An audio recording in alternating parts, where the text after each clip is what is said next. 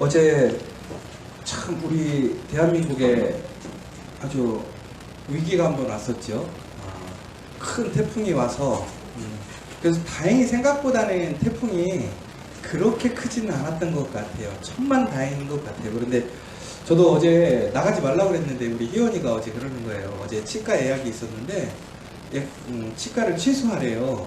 그래서 왜 그러냐 그랬더니 선생님이 토요일날 3시 이후에는 집에 나가면 안 된다고, 집에만 있으라고 그랬다고, 치과를 가면 안 된다고 그러는 거죠.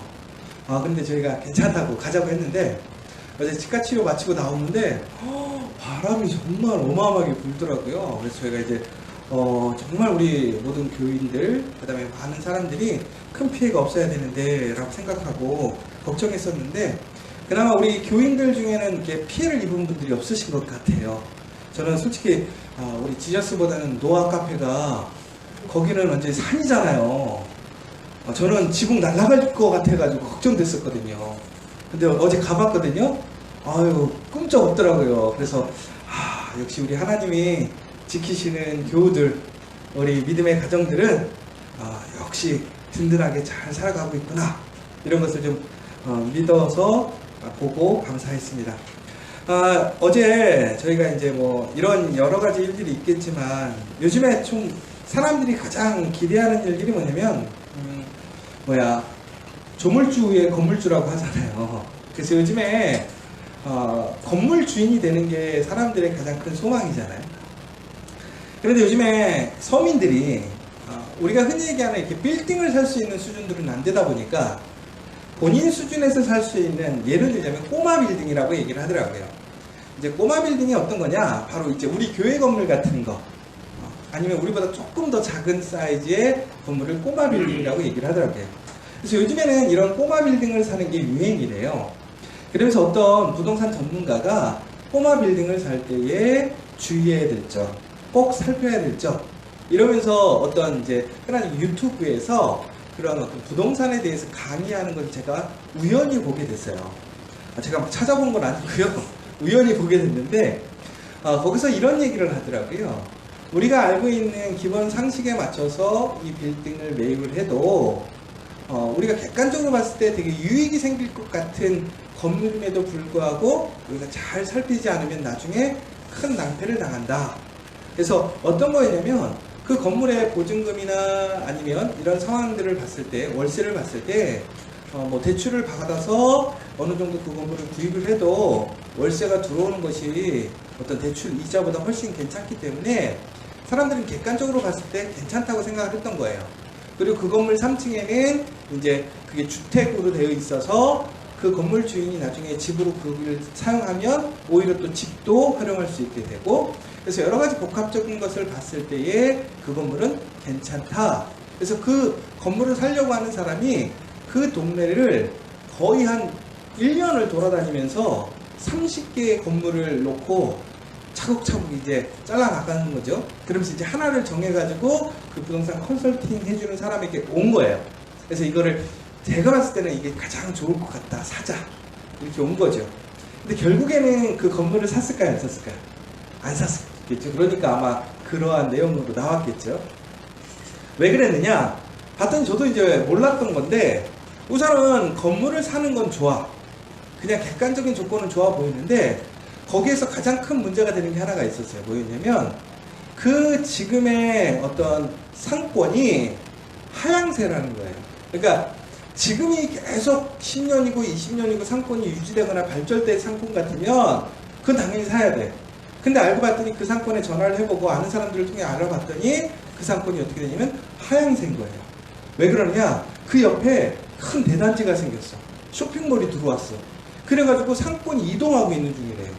오히려 추후에는 상권이 어떻게 더 내려간다는 거예요. 그래서 지금에 받는 월세 못 받는다, 이런 얘기를 해요. 그리고 그 건물이 한 20년 이상 된 건물이었어요. 그래서 건물 주인은 그거를 리모델링해서 중축까지도 생각하고 있었는데, 오히려 이게 함정이라는 거죠. 이론상은 괜찮은데 그 건물이 오래돼서 오히려 중축을 하려면 보강을 해야 되는데 짓는 것보다 더 나온다는 거예요. 그리고 중축하게 되면 빼앗기는 땅들도 있고, 그래서 이것은 오히려 그대로 놓고 써야 되는 상황인데 그대로 놓고 썼을 때는 장기적으로 봤을 때는 값어치가 없다. 이런 얘기를 하는 거예요.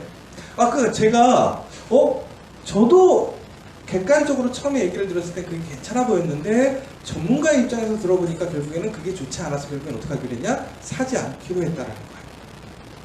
여러분, 우리가 사람들이 사는 세상 속에서 땅을 하나를 사도 우리는 전후좌우 어떤 상황들을 다 분석해서 그 땅을 사게 됩니다. 그런데 오늘 읽으신 예레미야의 내용은 예레미야가 땅 사는 얘기예요. 땅 사는 얘기. 그런데 하나님이 예레미야에게 땅을 사라고 하셨어요. 근데 여러분, 지금 예레미야의 상황이 여러분들이 한번 객관적으로 생각해 보세요. 예레미야가 지금 이 땅을 사야 될까요? 사지 말아야 될까요? 이게 부동산적인 투자의 관점으로 보았을 때에, 그러니까 하나님의 명령이니까 우리는 사야겠지만 하나님의 명령을 잠깐 덮어놓고 객관적으로 우리가 부동산을 투자한다는 관점에서 이 땅을 사야 될까요? 오늘 이 시점은 어떤 시점이냐면 분명히 하나님께서 이스라엘을 어떻게 하시겠다는 거예요. 심판하시겠다는 거예요. 그리고 바벨론이 어떻게 된 거죠? 완전히 그것을 쑥대밭으로 만들어놨습니다. 거기는 어떻게 된 거예요? 폐허가 된 곳이에요. 그곳에 있던 좋은 사람, 그 다음에 귀족들, 미래가 촉망한 사람들은 다 바벨론으로 끌려갔습니다. 그쪽은 상권이 개발되는 것이 아니라 오히려 상권이 완전히 마비가 된 거죠. 복구가 불가능한, 쉬운 예로 전쟁터의 그런 폐허 가운데 있는 곳입니다. 그런데 그 땅을 예루살렘에 있는 그 예레미야의 사촌에게서 땅을 사라는 거예요.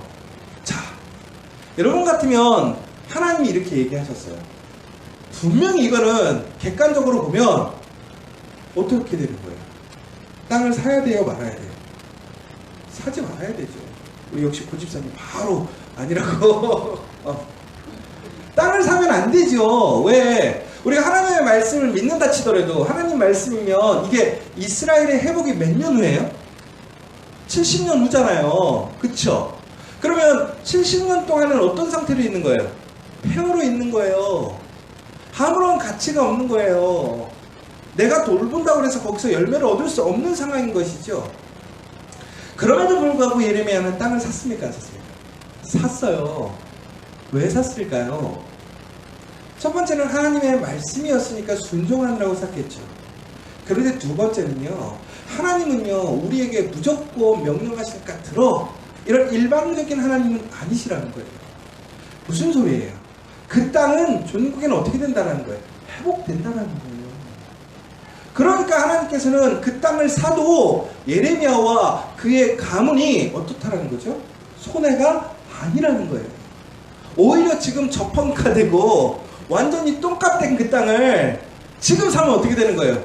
로또 맞는 거죠. 왜? 회복이 될 거니까. 여러분, 강남 사람하고 강북 사람하고의 투자의 차이가 있더라고요. 강북 사람들은요 지금을 봐요. 길어야 5년이에요. 근데 강남 사람들은 어떻게 보는지 아세요? 최소 30년을 보더라고요. 그러니까 강남 사람들만 욕할 건 아니에요. 그 사람들이 돈을 벌 수밖에 없어요. 왜? 장기적으로 긴 안목에서 그들은 오래 기다리면서 투자를 해요. 그러니까 그들은 흔들리지 않고 어떻게 되는 거예요? 열매를 얻게 되는 거예요. 그런데 눈앞에 보이는 그런 상황과 유익을 쫓아가다 보면 그것이 어떤 순간적으로 유익을 주긴 하겠지만 큰 유익을 주지 못해요. 온전한 열매를 주지 못한다는 거죠. 여러분, 우리가 삶을 살아갈 때는요 많은 삶의 문제들이 일어납니다. 어려움들이 생겨요. 정말 우리가 이해할 수 없고 판단하기 어려운 일들이 있어요. 바로 그때 우리는 어떻게 해야 돼요? 우리의 목적에 집중해야 된다. 내가 왜 그 일을 하는가에 대해서 생각을 해봐야 돼요. 그러니까 더 나아가서 우리가 신앙생활도 마찬가지인 거예요. 우리가 신앙생활을 하다 보면 여러분 항상 좋을 때만 있는 것이 아니잖아요. 저는 오늘 이 말씀을 묵상하다가 갑자기 요셉이라는 사람을 좀 다시 한번 집중해서 보게 되었어요. 여러분, 요셉이라는 사람 여러분 너무나 잘 아시잖아요. 근데 한번 생각해 보자고요. 요셉의 삶을 보면요 롤러코스터예요. 그렇죠? 근데 이 롤러코스터가 있는 요셉의 삶 속에서 우리가 분명하게 아는 사실이 있어요. 뭐냐면 요셉은 항상 내려감을 경험해요. 그런데 어떻게 되죠? 다시 올라와요. 또 내려가지만 어떻게 돼요? 올라와요. 그러니까 여러분, 이 삶 속에서 되게 중요한 포인트는 요셉의 삶에 내려감이 없는 게 아니에요. 오히려 내려감이 매우 많았어요.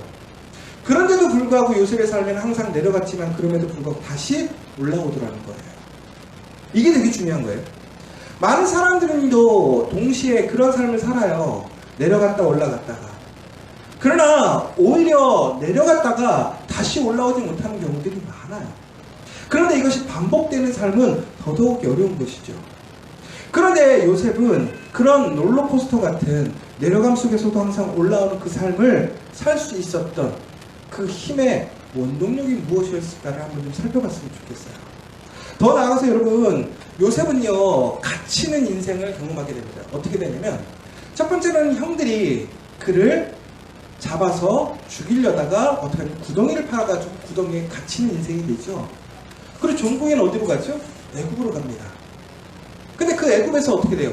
인생이 좀 풀릴 것 같아요. 요셉은 원래 태어날 때는 완전히 풀린 인생이었죠. 아버지에게 큰 사랑을 받았고, 그렇죠? 차별 대우를 받은 거죠. 그랬다가 형들에게 버림을 받고 결국에는 구덩이에 갇히게 돼요. 그러다가 애굽으로 가게 됩니다. 그 애굽의 집에서 어떻게 됐어요? 인정받았어요. 그런데 그 삶이 다시 뭔가 새로운 삶, 새로운 것을 회복할 것 같았던 그 순간에 그는 어떻게 되죠?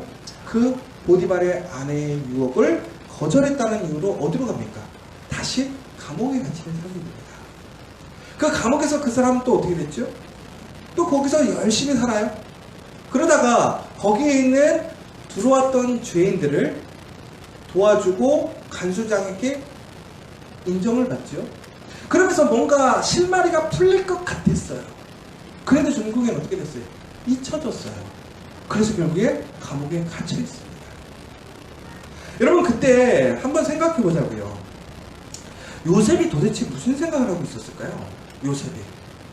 여러분 요셉과 같은 상황이었다면 여러분들 그 순간에 어떤 마음이 들었을고, 더 나아가서는 여러분, 저는 이 생각이거든요.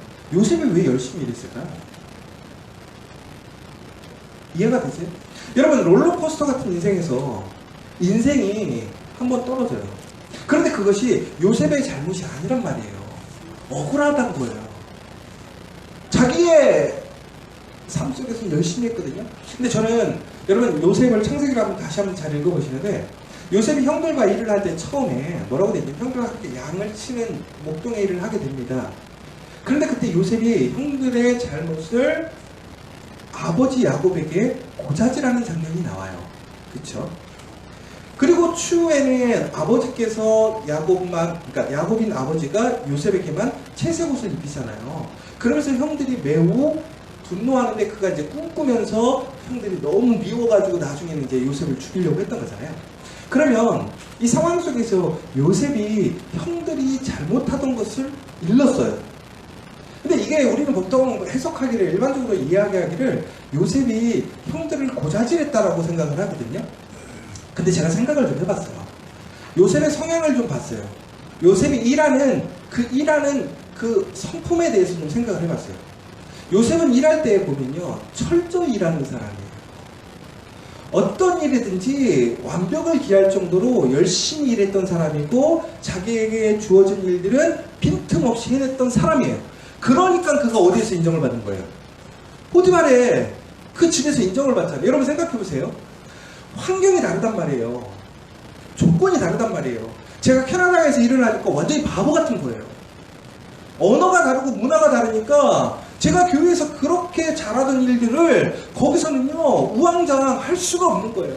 내가 열정이 있다고 일이 안 돼요. 내가 열심히 한다고 일이 결과가 안 나온다니까요. 그런데 요셉은요, 종으로 팔려갔어요. 그곳에서 조건이 나빠요. 인정해주지 않아요. 더 나아가서 요셉은 애굽에 팔려갈 것을 알고 미리 애굽말을 준비하거나 어떤 일들에 대해서 준비했던 사람이 절대 아니죠. 그는 느닷없이 그냥 끌려가서 그 상황에 주어졌단 말이에요. 그런데 그 상황에서 그는 어떻게 된 거예요? 인정받았단 말이죠. 그럼 결국에는 이건 무슨 얘기냐면 그의 성품에 차이가 있었다는 거죠. 태도에 무엇인가 남다른 것이 있었다는 거예요. 그러니까 여러분, 이게 정말 성품과 태도라는 게 중요한 게요. 이런 거예요. 무엇이든지 우리가 삶을 살아갈 때 준비함이 중요해요. 그런데 준비되지 못한 사람이 항상 그곳에서 타고난 일을 해낼 때는 보면 그 사람의 특별한 성품이나 태도가 있더라는 거죠. 그러니까 요셉은요, 결국은 매우 성실하고 그 일을 온전히 해내는 그 일에 대한 탁월함이 있었다라는 거예요. 그러면 형들을 고자질했다 라는 것을 봤을 때는 저는 이런 것 같아요. 이제 이건 제 얘기예요, 제 얘기. 요셉이 결국에는 그 양치기 하는 일에도 아주 완벽주의였던 것 같아요. 그러니까 눈에 거슬리겠어요, 안 거슬리겠어요? 거슬려요. 제가 왜 좋은 사람들한테 뭐라고 할까요? 제가 잘났다고 그럴까요? 아니에요. 내 기준에 안 맞는 거예요. 여러분, 사람들은요, 결국엔 사람마다 기준이 달라요. 자기가 일해본 만큼의 그 능력 안에서 기준이 달라지는 거죠. 그러니까 제가 부교육자일 때는요, 목사님 욕했다니까요. 그런데 지금 담임 목사 되니까 그게 보이는 거예요. 그 수준이 업그레이드 된 거예요. 마찬가지인 거죠.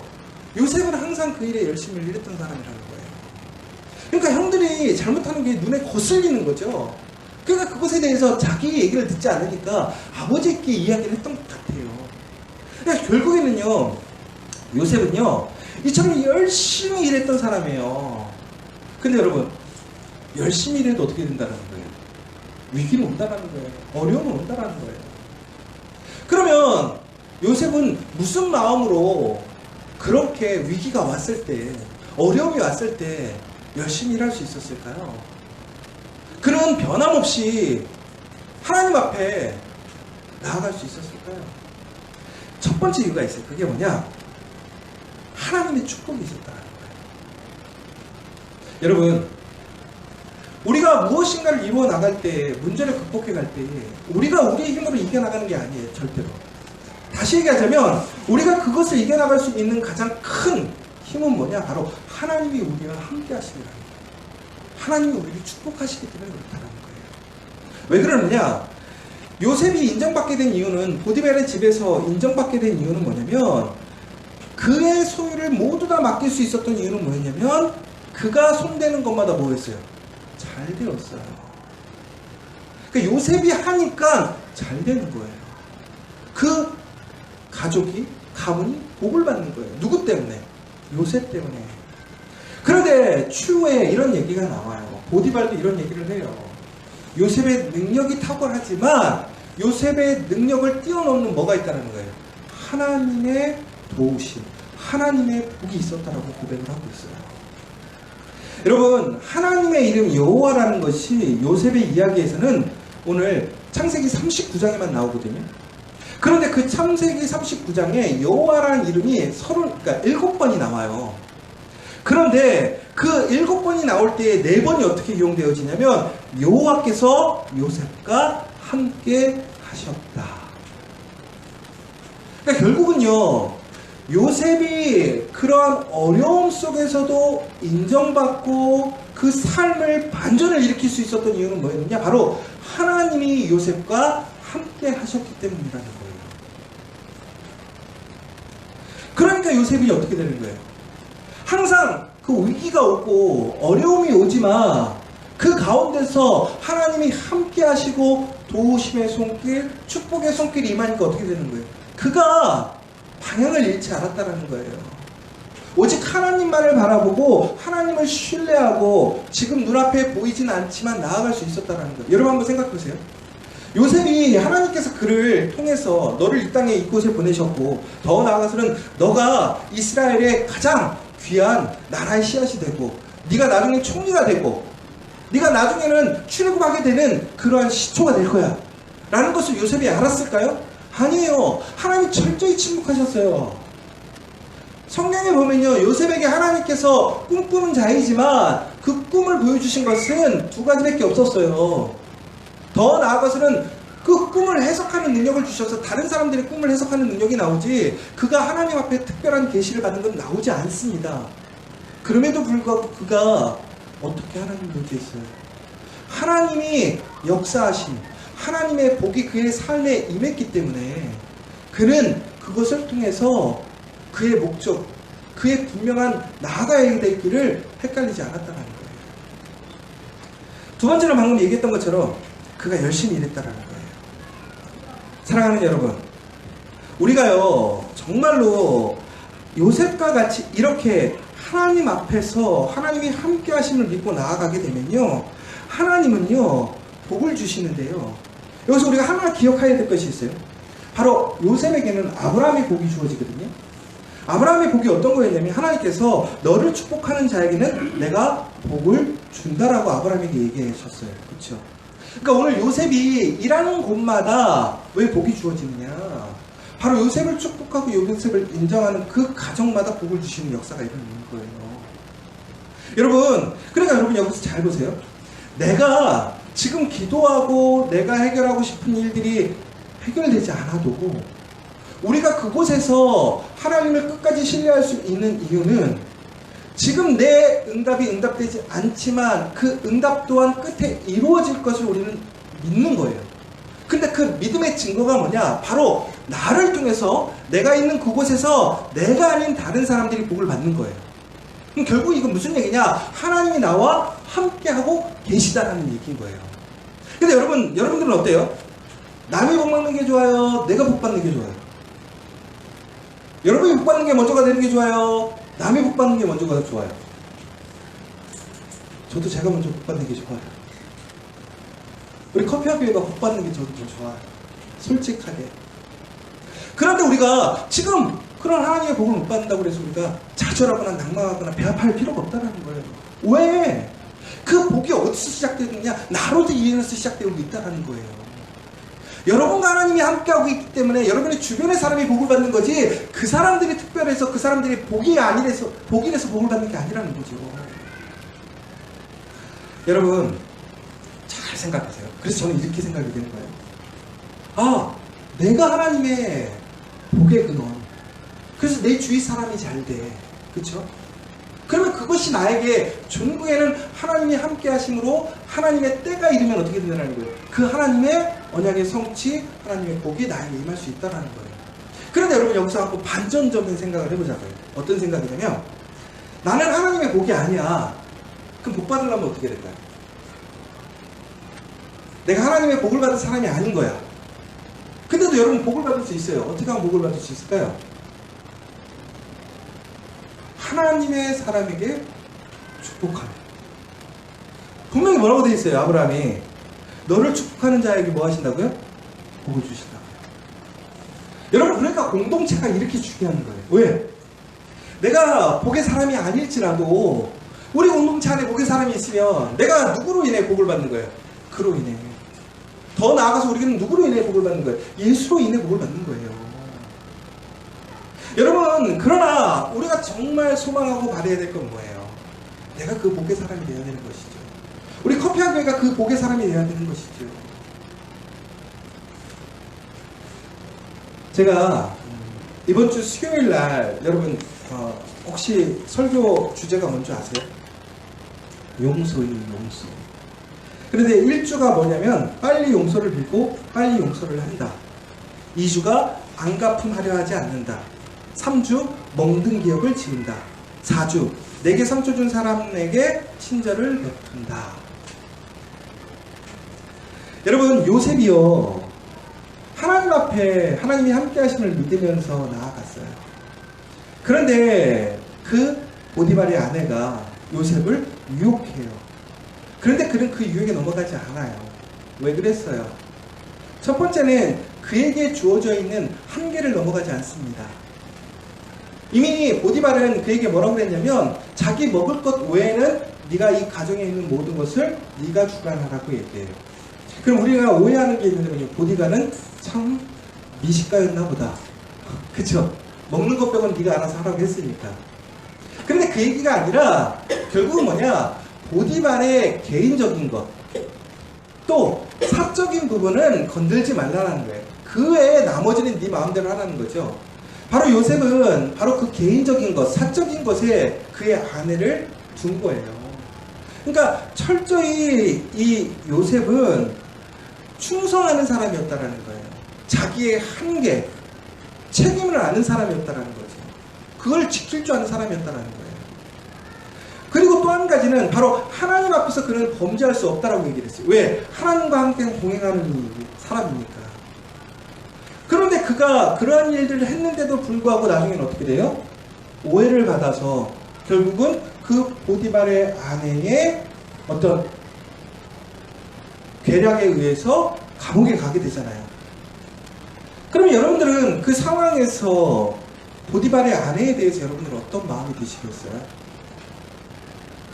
더 나아가서 여러분들, 보디발에게는 여러분 정말 충성을 다한 거잖아요. 내가 당신의 그 약속을 지키려고 내가 잠깐 눈 감고 타협했으면 나도 졌고 유익을 누릴 수도 있는데도 불구하고, 그럼에도 불구하고 그는 어떻게 했어요? 그러지 않았는데 그에게 돌아온 건 뭐냐? 감옥이었어요. 배신감이죠. 여러분들 그러면 어떻게 하시겠어요? 아마 며칠 잠 못 잘 거예요. 며칠 잠 못 자는 게 뭐예요? 평생 저주하고 억울해하고 분노하지 않아요? 저도 항상 좋은 일만 있는 건 아니거든요. 제가 이제 이번 주에 우리 지저스 커피에서 우리 같이 목회를 하면서 또 우리가 꿈꾸는 지저스 처치라는 이러한 일들을 해나가는 데 있어서 이번 주 좀 문제가 생겼어요. 그래서 지금 일하고 계신 우리 지저스 커피 전사님들하고 조금 문제가 생겨서 우리가 오늘 재직들하고 좀 상의를 좀 하려고 그래요. 그런데 제가 너무 화가 나는 거야.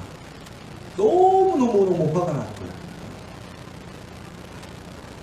그런데 그날 너무 화가 나는데 그날이 수요일이었어요. 근데 수요일날 주제가 뭐냐면 용서였어. 그런데 또 하필 첫 주에 이준주 선생님이 설교한 게 뭐였냐면 용서를 빌고 빨리 용서를 빌고 빨리 용서를 한다. 제가 박현식 집사님한테 얘기했더니 박현식 집사님이 그러시는 거예요. 너무 화난다고. 이거는 혼내줘야 된다고 막 이러시는 거예요. 그런데 갑자기 그러시는 거예요. 그래도 또 하나님 관점에서 생각을 해봐야겠죠? 그러더니 근데 저한테 그러는 거예요. 어떡하죠? 저한테 혼내줘야 된다고 그러시더니 갑자기 복잡하네요. 그러시더니 용서해줘야 되겠죠? 딱 이러시는 거예요. 그런데 저도 고민이 되는 거예요. 우리가 왜 교회를 하는가? 우리가 왜 지저스 카피를 하는가? 왜 우리가 연합하려고 했는가? 그 목적이 무엇이었는가를 좀 다시 생각해 보는 거예요. 우리가 좋은 일을 해나갈 때, 하나님의 거룩한 일을 해나갈 때에 좋은 일만 생기는 게 아니죠. 그런데 그때 우리가 우리의 중심을 지켜가려면 그 목적이 무엇인가를 다시 한번 생각해 봐야 돼요. 그러면서 2주에는 뭐라고 돼 있냐면 안가품하려 하지 않는다. 정말 안가품하고 싶은데 멍든 기억을 지우래요.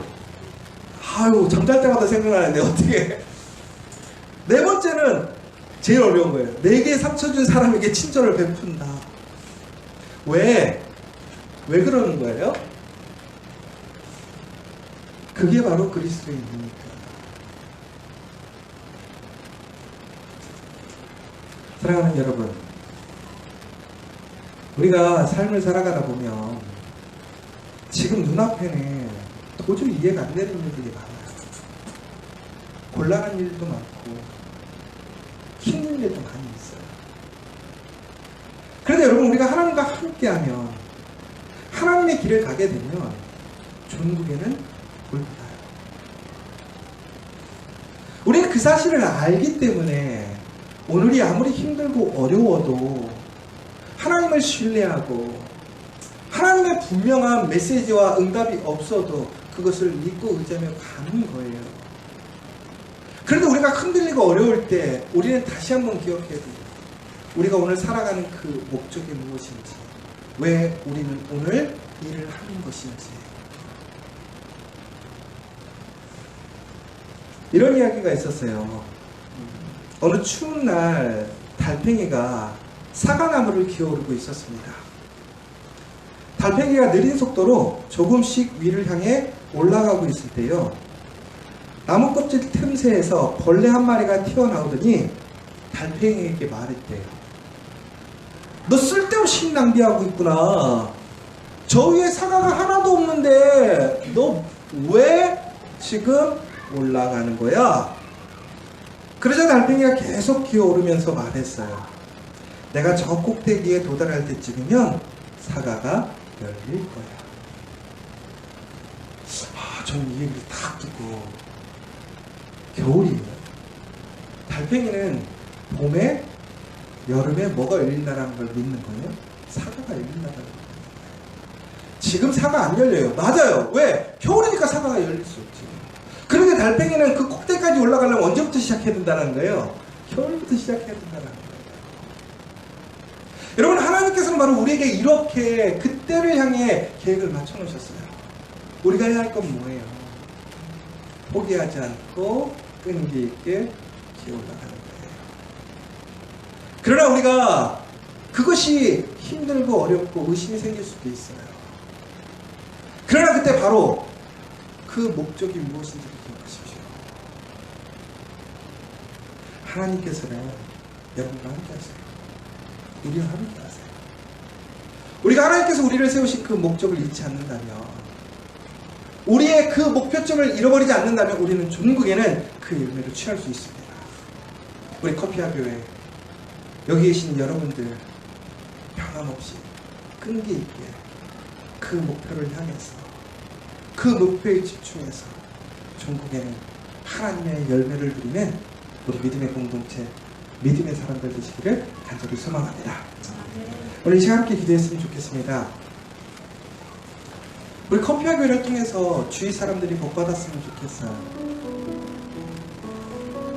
여기 있는 여러분들이 비록 지금은 잘 되지 못할지라도 여러분을 통해서 여러분의 주변의 사람들이 복을 받는 것이 더 큰 하나님의 은혜와 역사입니다. 그러한 일이 있을 때 우리에게는 분명한 하나님의 상급이 있습니다. 열매가 있습니다. 여러분, 그 믿음으로, 기쁨으로 함께 나아가기 원합니다. 절대로 멈추지 마십시오. 포기하지 말고 앞으로 저어가야 됩니다. 여러분, 이 세상에 내가 잘 되고 싶어서 열심히 해서 소유할 수 없지만 포기만큼은 내가 결정할 수 있어요. 그러므로 여러분, 절대로 포기하지 마십시오. 어떤 상황이나 환경 속에서도 주님이 우리와 함께 하시고 우리에게 복 주심을 기억하시고 우리의 약속이 성취됨을 기억하시고 그것을 향해 우리가 무엇을 일해야 되는지, 어떻게 일해야 되는지 그 분명한 목표와 목적을 잃어버리지 않도록 해주십시오. 오늘 이 시간 다시 한번 간절히 기도하셨으면 좋겠어요. 오늘 이 시간 다시 한번 여러분은 흔들리고 있다면 목표에 집중하고 다시 한번 나아갈 수 있도록 기도하십시오.